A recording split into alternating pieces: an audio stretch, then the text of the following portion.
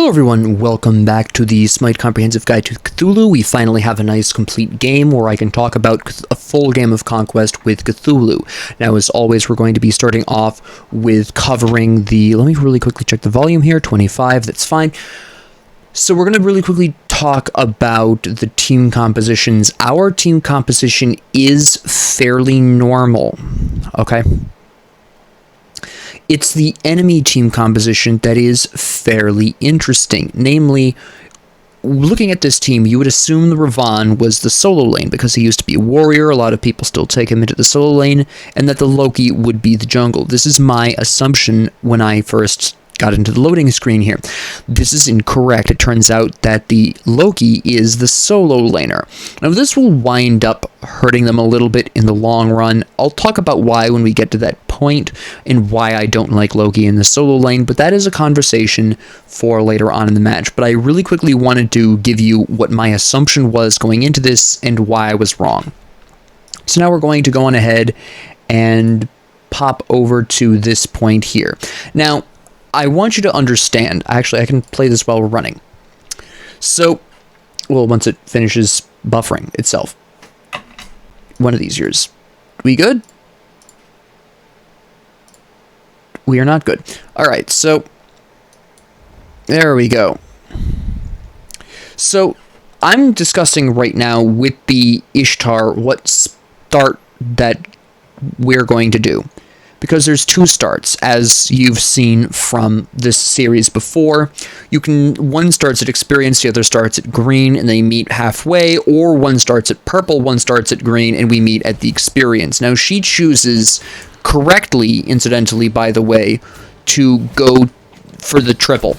The reason why this is correct is because you can see right here she's got her burst shot, which allows her to clear the 3 camps a lot faster than normal. So this is a much safer option than normal, okay? There are only some hunters that can pull this off. A very skilled Hoagie can ricochet quite effectively and do this. Izanami can do this, etc. Generally speaking, any hunter with wide enough ranging auto attacks can pull that stun, right? I actually built the first ability just in case as a result of that. Now, we get some really great, and I want to go back really quickly.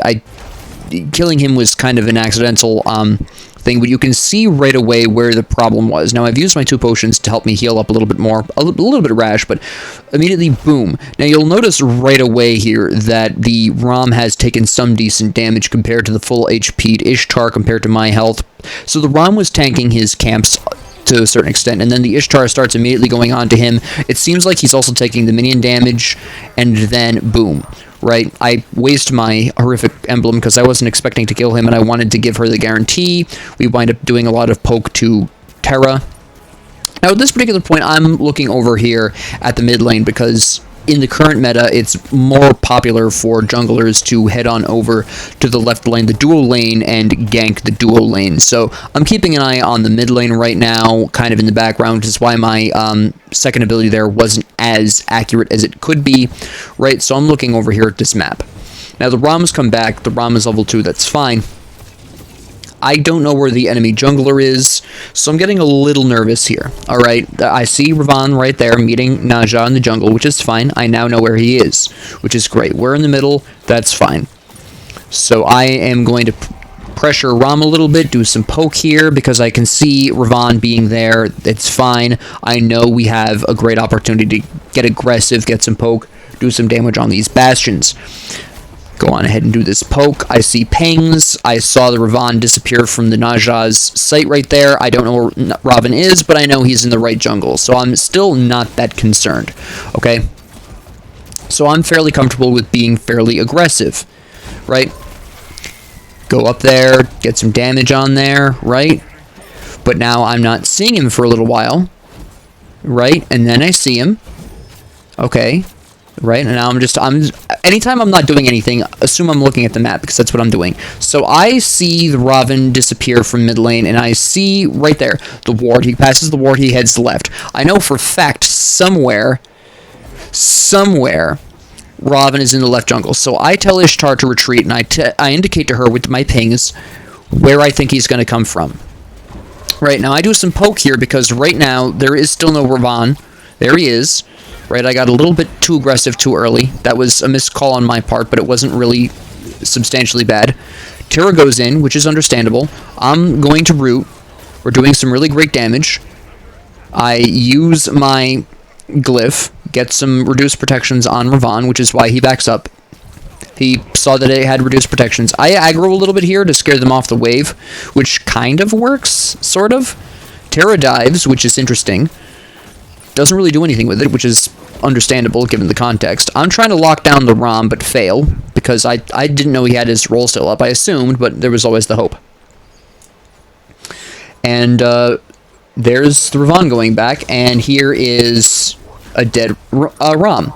So it turned out fairly well. Now, Ravon probably... I can understand why the Ravon gang, the enemy, his allies, his dual lane was pushed back under their tower. It was a pretty good opportunity. We just had not taken as much damage as I think he was expecting. And we had more resources than I think he was overall expecting there, right? And you see there that the Loki kills the Vamon. I'll talk about the Loki a little bit. Again, this is a episode focused on Sport Cthulhu, so I'm not too concerned right now. I'll reference that. There's a point in the match where this becomes a problem for them. But right now, at this particular point in time, I'm looking to just hang around at this particular moment. I'm looking for some poke here. The reason why I'm not going back is because I want to save up as much gold as possible and do as much sort of farming. Really specifically what I want to have happen, which is why I attacked the Terra, is I wanted her to go back. She hasn't gone back yet, which is what I am still striving for at this particular point in time, but I no longer have the mana, so I'm at this point just looking to buy time for Ishtar. I'm going to do some damage to the wave here. I'm going to root the wave. I'm going to back up here at this point, right? I see Terra. Terra still isn't going back, so I'm trying to decide right now if I should go back or if I should attack. I'm checking this. They're clearing that. That's fine. I want to drop the purple really quick before I leave, because at the very least, I can help Ishtar get this. I can get some golden experience, right? I can get a little closer to my prophetic cloak that I want before I leave. And again, I am hoping that Terra has left. I'm not 100% sure on that. I'm lining up so that I can get that prepped and ready to go when I'm backing. So I'm going to go on ahead and split this one last wave here. Right, in theory, I still don't see Terra. I would like confirmation she's backed.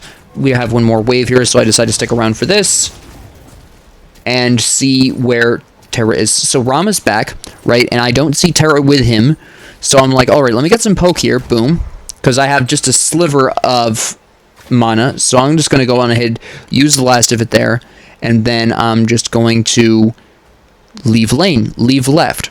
Now, I should have backed here. I decide I'm just going to head over to middle lane regularly because I don't want to go back without 150 more gold. I should have picked up the green on the way as well. You can see Terra and Ravon in left jungle.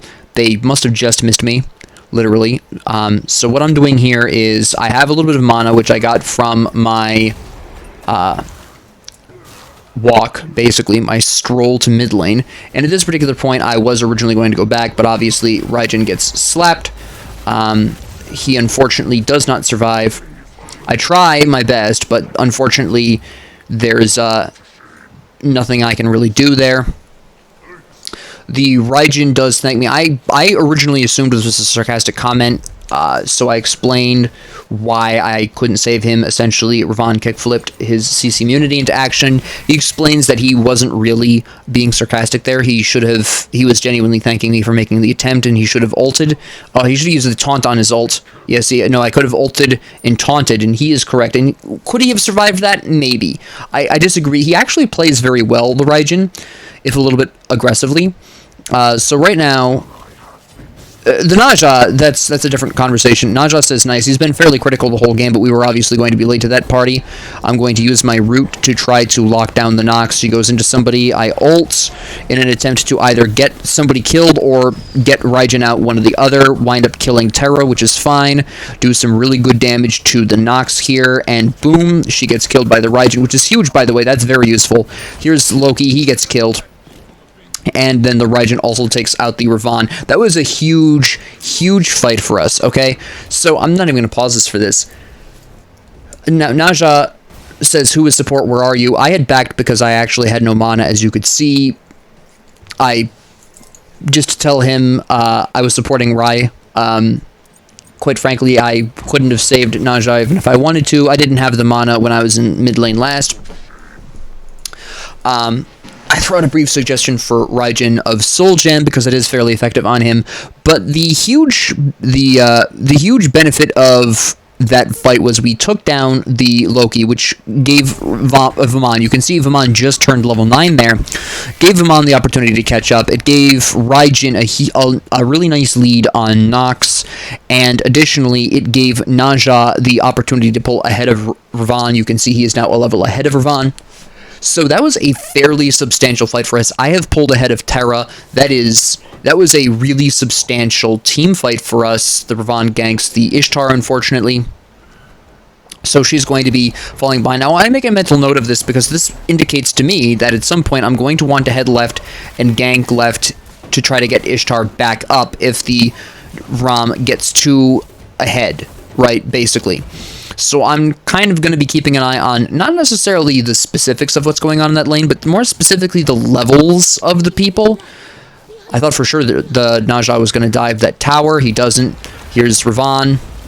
Naja goes on him. I cut off Ravon. Naja ults, so I have to go back in. I try to body block as much as possible here.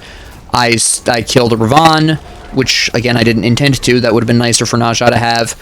I go on ahead, and I'm using my ult here because I was hoping to grab those two. I don't wind up doing so. You can see the Naja has backed up. I really shouldn't be this far up after my ult ends. I do pull back, and I am looking to get out of here because, obviously, I need mana. And I just am going to come up here really quick. Well, I was originally going to. I see Raijin drop this. Should I have still helped clear the wave? Maybe. It doesn't really make a huge difference in the long run.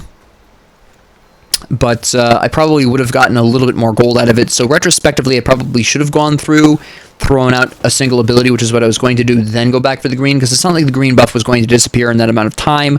I can see, by the way, on the left that Ram is pressuring, so I'm going to head over there. Again, I probably should have backed first, but again, thanks to the magic of the earrings, I do regenerate a decent amount of mana. You're seeing 33 MP5, which means every 5 seconds I am rejuvenating 33 mana. Now, I do wind up showing up at just the right time to help Ishtar here.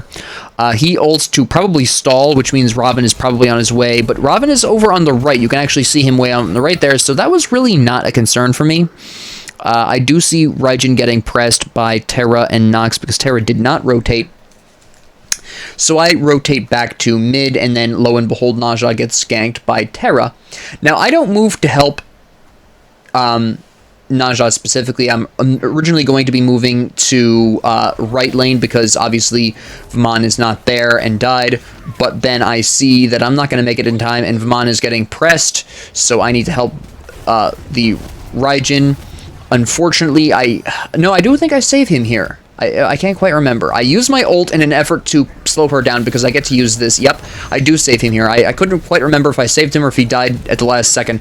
I do save him. Terra gets pushed out. Naja goes on to her, and that's Terra down. Now that's, coincidentally, and very significantly, that is a kill for Ishtar, plus the earlier death of Ram to Naja, which puts her ahead. So now I don't have to worry as much about left lane, right? And, of course, we have a huge wave here. The Naja dives this, which I don't blame him for at all.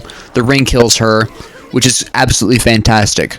I'm out of here because, obviously, at this point, I have enough to upgrade my item to the Manticore Spikes, which is what I need. Everyone's ahead on the team. We've got a really nice lead going on here. And I see Raijin fighting Ravon in the middle. I see Terra there. And Ishtar doesn't want help. So I'm on my way to mid lane. I don't remember why I specifically wanted to go left. I cannot for the life of me remember what my motivation was there. It was flimsy, whatever it was. I should not have been trying to go over there after seeing the Raijin getting pressed. But I recognize that in time to rotate over from left, but I really shouldn't have been heading left in the first place, is a self-criticism there. So I'm looking to take out this bastion here, which this ability should do, and then I'm going to head right, because at this particular point, again, Vamon's died and I want to cover the lane, but I decide better of this because, quite frankly, Raijin has been a popular target here. I see Terra here. I decided to do some poke here, mostly to get more stacks on my Prophetic Cloak is primarily what I'm looking for here. I'm not really looking to do any kind of serious damage. This is just me stacking my cloak. We see Loki die to Raijin and Naja, which is fine. The enemy team goes on to me in mid, which was a waste of their time and resources, honestly. I get another stack, obviously, and I warn them of Ravan. Raijin goes on to this. This is a correct move by Raijin, by the way. Normally you don't initiate as a mage, but there was a great opportunity there, right? He gets ulted by Nox, and he continues to press, which kind of makes me nervous, to be honest. So I go ham here, more as an attempt to scare the enemy off of Raijin.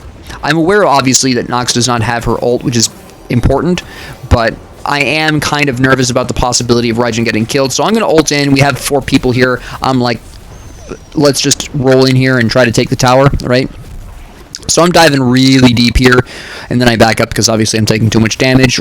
Loki's around here somewhere, and you can see where he's really not hitting me that hard. Now I'm aware that I'm being chased and that he's probably behind me, so I use my route here, and then I'm just running. He's still chasing me, which is fine.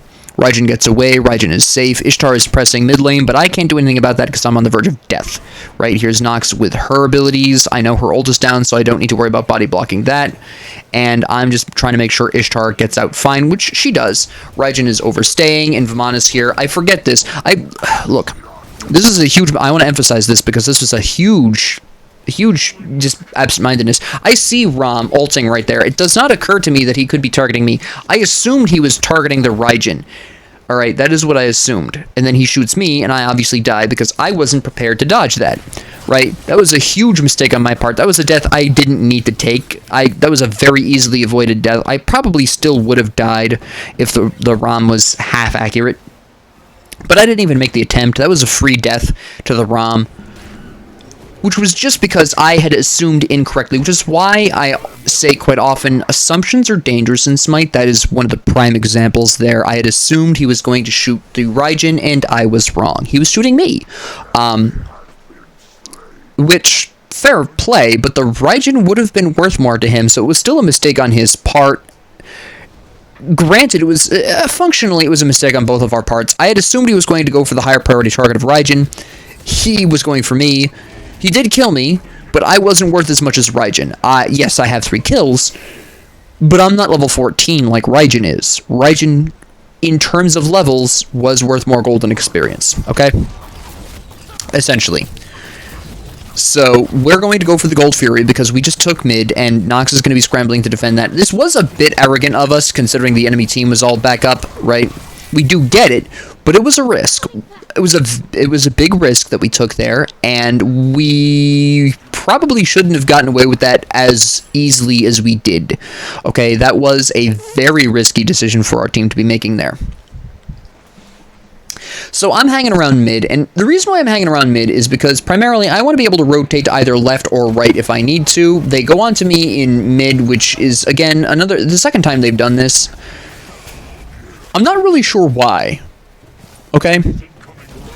Poke the Terra a little bit there. Ishtar warns us to be careful in mid. I'm assuming Ram is missing because he's, of course, taken Ishtar's tower, or her tier 1.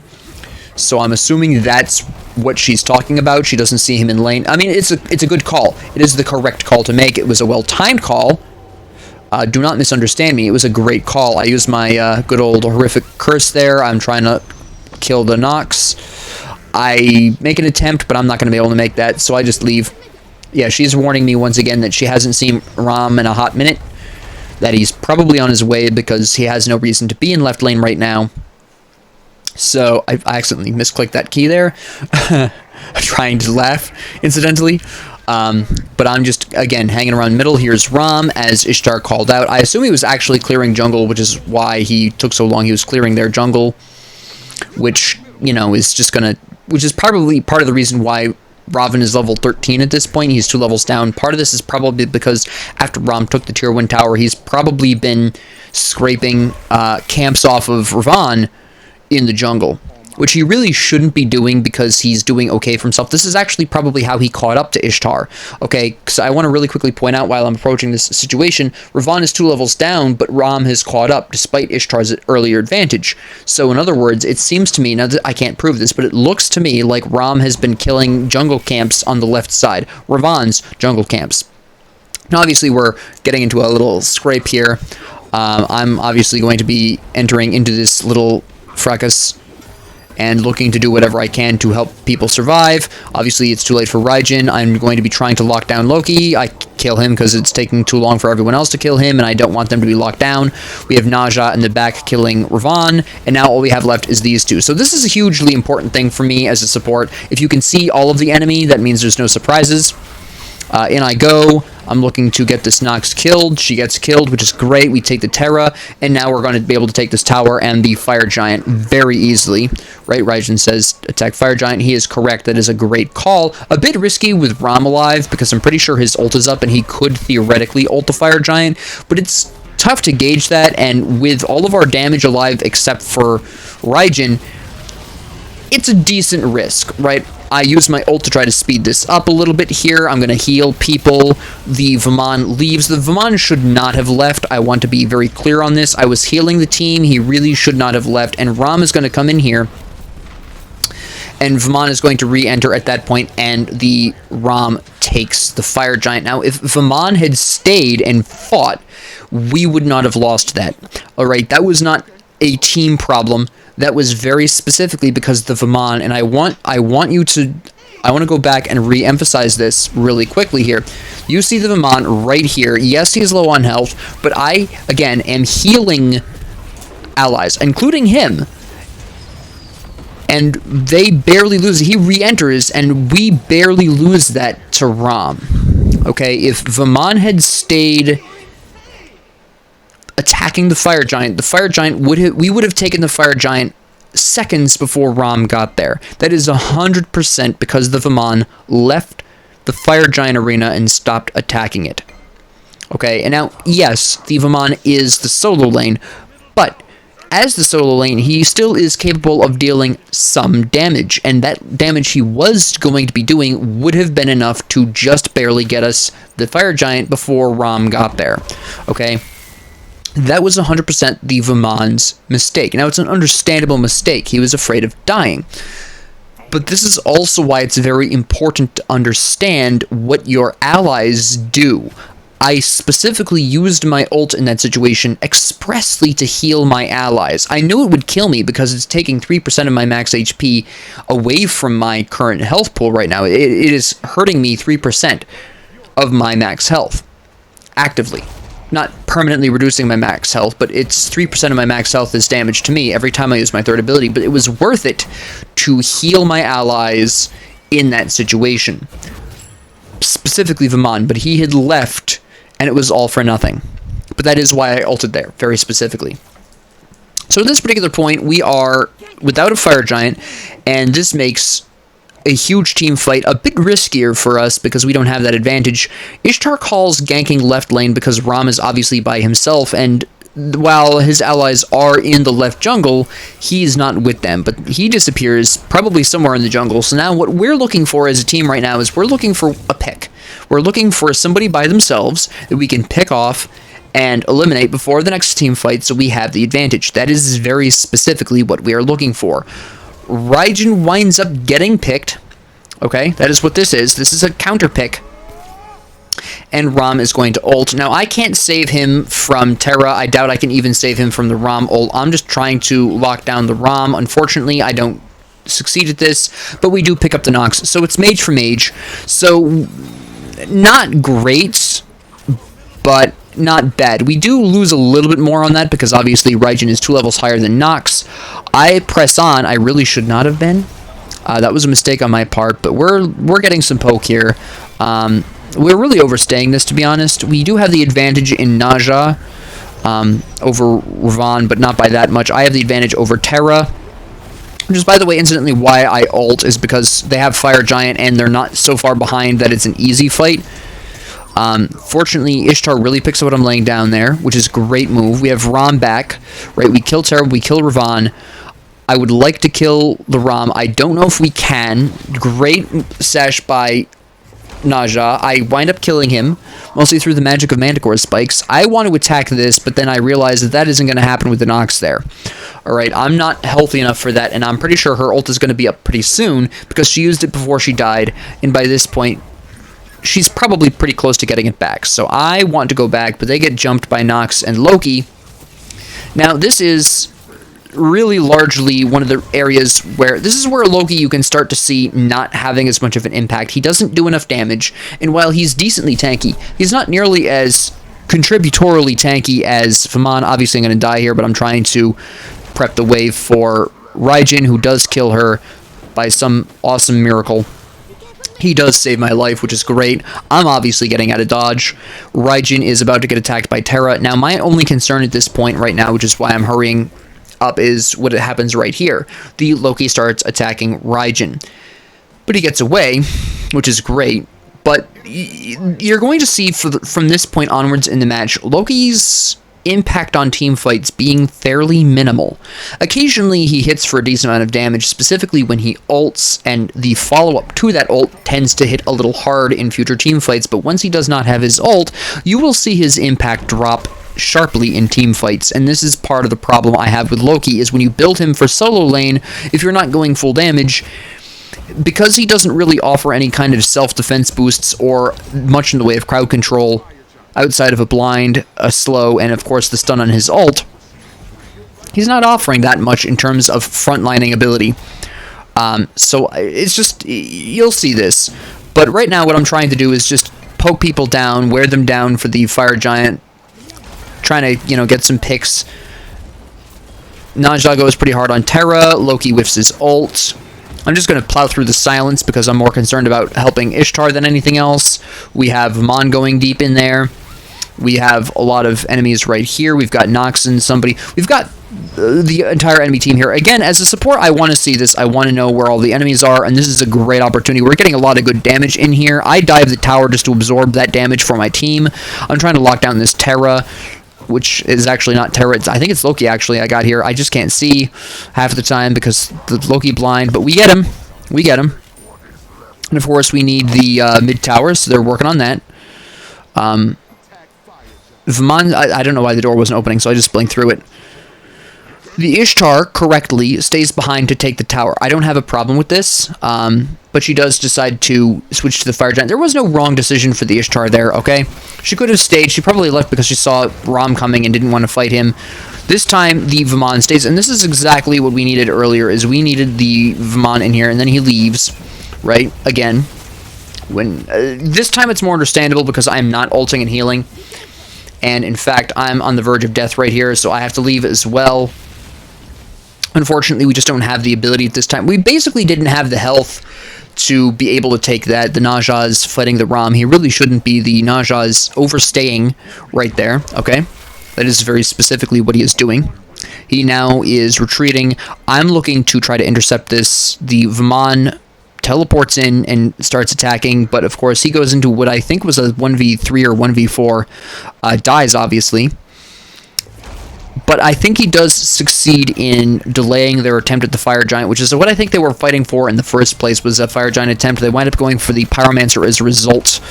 At this particular point, I'm just trying to keep the Raijin alive. I use my ult, and Ravan dies, of course, because I popped him up and Ishtar was able to land her shots, which is really nice. And at this particular point, I'm just trying to set up for my allies. We have Terra right here. Not too concerned. She's not hitting hard, obviously. We've got some great opportunities here. The enemy team is all collectively half dead. I've got some great opportunities to use my fear effect like that, and then also have my root go on, which works on the Terra. I know Loki is around somewhere, but again, at this point, I'm basically ignoring him. Unfortunately, Naja misses his sash, which is unfortunate. I get silenced out of my dash. They try to go on to Ishtar, which is an absolutely wild concept, considering the Loki hits like a wet noodle. And I'm trying to get the Loki killed for bonus damage to Ishtar, right? Basically. Unfortunately, that doesn't really happen. She does pick up the Loki right there, but now I'm deep pretty deep in here, right? So I'm looking to tank Phoenix at this point for my allies. I'm taking too much damage, though, and the enemy team is right there, so we need to leave, right? We need to get out of dodge. I've taken too much damage. I have no mana. Even if I wanted to save lives here, I could not. And then I arrogantly get killed here because I was lazy backing. Again, another death that I really didn't need. If I just kept running, I would have been fine. That was the height of arrogance right there. But they do pick up the Nox from that somehow. I'm not sure why she was so far. You can actually, I mean, even going back, right, you can see this is lazy back. I shouldn't be here, right? Boom, dead. And then there's Nox right there with insanely low health. Gets wiped out by the Raijin ult, it turns out. Why she was that far up with that little health, I don't know. There was no reason for that. Alright. So at this particular point, I'm just looking to see what I want to build here. What my last item I want is... I decide I'm going to go for some additional magic protections rather than the cloak I was going to work on originally. I'm going to go for the Oni Hunter's Garb, specifically. Now, they're going to be pushing in here and taking this Phoenix. This is the correct move. They really don't have a front line. Naja does make the really bold move of ulting Rom here. The Loki makes a very effective choice of ulting Naja, which does end that little attempt there. I decided I was going to go for the cloak anyways. And now the reason I'm going for the cloak is because I'm going to be going into the Tainted Amulet, so there was really no need for me to increase my magic protections up to that amount. So it's fine, right? And then, of course, at this particular point in time, I anticipate that they're going to go for the Gold Fury. At this particular point in time, Vaman is already watching the Fire Giant. Ishtar is really concerned about the Fire Giant, so I'm going to make the rotation. I was originally just going to go poke around and keep an eye on the Gold Fury, but she is correct, the Fire Giant is more important, and Vaman, of course, is leaving, so this wound up being the correct call. Now, this is more awareness by the Ishtar than I was showing at the time. Vaman had already shown himself to be interested in running away from danger, so her lack of confidence in his interest in... And I dived this because I wanted the Ishtar to attack it, but she wasn't interested, which is fair. Between Vaman and Ishtar, we probably could have taken that when the enemy wasn't paying attention. They're defending their right lane. Ishtar does start to go on that, which is nice. I do contribute a little bit here, and right now what I'm trying to do is just keep the enemy off of it. Keep in mind, the entirety of the enemy team is alive, so we need somebody posted here. Here is Terra. I go very heavily on her, right? She tries to intervene. I ult to try to keep her off or take the Fire Giant. We wind up getting it. Now, at this particular point, I'm basically waiting for her to drop. There she goes. Perfect. And now we are in an absolutely amazing place to make for a great push here, right? We have the right Phoenix down. We have the Fire Giant benefit. And we've just taken their support. Ravan is in left, so he's not even here. He's attacking the left lane. He's not pushing up to the Phoenix, you can see here, so that's fine. I'm not worried about it. Now, we go a little ham on this. Raijin goes... You can see Raijin almost dove into the fountain, which is why he dies there. He just went way too deep. And at this particular point, we really should be leaving, because once you lose your mage on this kind of an invasion, it's really not likely to go well here. If we can take out the enemy Nox, we still got a good chance, but Vaman calls for an attack on mid lane. I don't like this too much, but at this point it's already too late, and I am hoping at the very least we can take something with this Fire Giant. We really notice that the Ravan goes for Ishtar, which is a hugely intelligent move. I get cut off and killed. We probably shouldn't have been trying for that, alright? Once Raijin died, we should have just left. Okay? Now, the crux of that problem was that Raijin went way too deep in there before I was in there, right? I wasn't really ready to push into the Titan at that point, right? That was a little extreme. But, you know, here we are. The Vaman does some poke while they're taking the tower, and then we have Naja and Raijin, so they're not going to push for the mid-Phoenix. The Fire Giant is down, so what they're likely to go for at this point is the Gold Fury. Now, Ishtar is trying to get them to play passively and let them have the Gold Fury. They continue pressing, which has its pros and cons. This isn't necessarily 100% a bad idea. They do kill Nox very quickly, which is really nice. But by aggressing like this, they are essentially either going to, 1, force the enemy team to not go for the Gold Fury, or 2, punish them for doing so by eliminating members of the enemy team. Now, for some reason, after the enemy team took our tier 2 mid, they split up, which is why the Nox died in the first place, and why they are able to kill the Ravon right afterwards. The enemy team split up for some unholy reason, and that is what killed them, because we've already established that the Loki's ability to impact team fights at this point is minimal past his ult.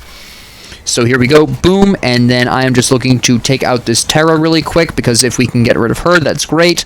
That's, you know, their front line gone, she dies, and then I'm just going to be pressuring this Loki here while they take out the Rom. Now, why I wasn't going for Rom is very simply because I didn't need to. They already had Rom. I just wanted to make sure no one was going to interfere with that. So now we attack the Titan. I'm tanking the Titan. Naja does the correct thing of going for the Loki. Nox ults me, which is a good move here. I'm just going to stand in the background and die, right? That was a correct choice, though, because that then forces just the Vamon to tank. Vamon obviously dies right afterwards. But the Ishtar is able to wipe them out. And you'll notice that even though the Loki was able to kill Raijin, he really isn't able to do much else. And this is really the final point at which I would say is my problems with Loki as a solo lane. He's a great assassin because his primary job as a jungler, is a great jungler, excuse me, because he does really high damage and eliminates his targets very quickly. But as a solo, he just does not have the capacity to impact team fights. He doesn't have the crowd control. He doesn't have natural inherent tankiness. Well, he does to some extent, but it's just very low impact, right? So really quickly, what I want to talk about here is a couple of things. First off, the incredible impact that Cthulhu's ult can have. Again, one of the things that was really great about the first Fire Giant attempt as Cthulhu is I used my ult to try to heal my allies and do additional damage to the Fire Giant. Again, the only reason we lost that first Fire Giant attempt is because Vamon left attacking the Fire Giant too early on.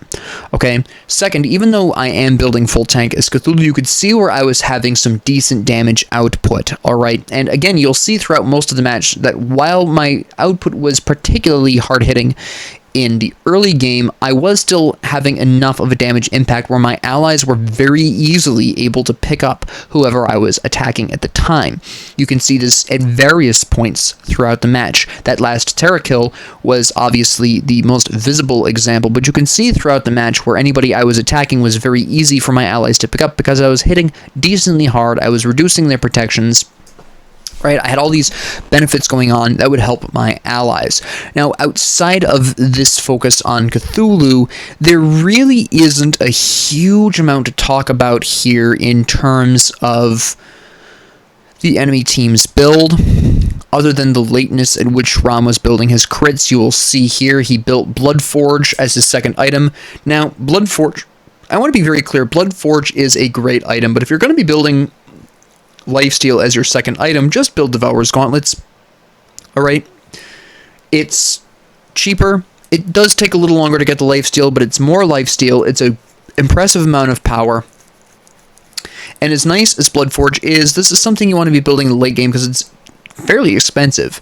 And his third item here was Dominance. This is too early to be building such heavy amounts of penetration. I am not saying you don't need penetration as a hunter. Obviously you do. It's one of your main functions on the team is to build the penetration, take the towers, take out the enemy tanks. I mean, you need penetration for that. The problem here is how early Ram built this. Ram built his penetration essentially far too early. This would have been better served as his fourth item. If he'd swapped the Dominance and the Rage, he would have done far better. Okay? He built Rage too late and he built Dominance too early. So just swap those two items right there. He would have been much better off. Drop Bloodforge for Devourer's Gauntlets. He would have been even better off, right?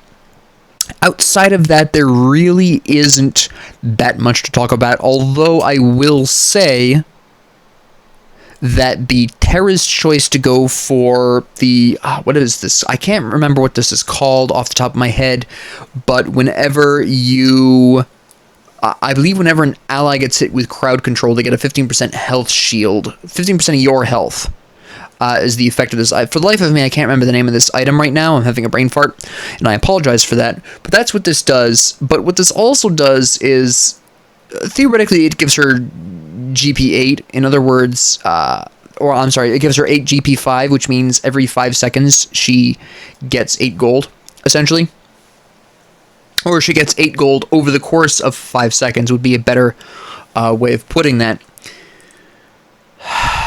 And while, yes, this item did allow her to pull ahead of me by 608 gold, that is true, you can see where she really didn't have full build, for some reason.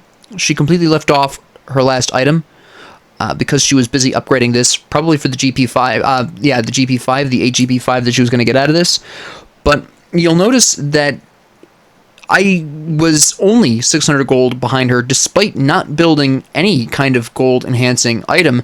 I had Tainted Steel, I didn't have Sentinel's Gift, I didn't have any other starter item that would give me gold. I just ran Tainted Steel. And I want to sort of draw attention to this, because you don't need necessarily to have a gold-generating item as a support to perform very well. Now, in fairness, I do have 5 kills, which gave me a good amount of gold, but even more significantly, I have 22 assists. Between my 5 kills and my 22 assists, I contributed, in one way or another, to 27 of the team's 41 kills, which is really nice. Okay? It is a great thing for a support to be doing. The Terra contributed to 8 of her team's 21. Not bad, considering they only had 21 kills. But I had far more assists and kills than she did. Okay? And this is not to shame the Terra. The Terra did a fine job. She did the best she could with the team she had. I'll talk about the Loki in a bit, because, as I mentioned earlier, he was not really contributing. Despite his excellent score, his ability to contribute wasn't there. Anyways, back to the Terra really quickly. This is not to shame the Terra.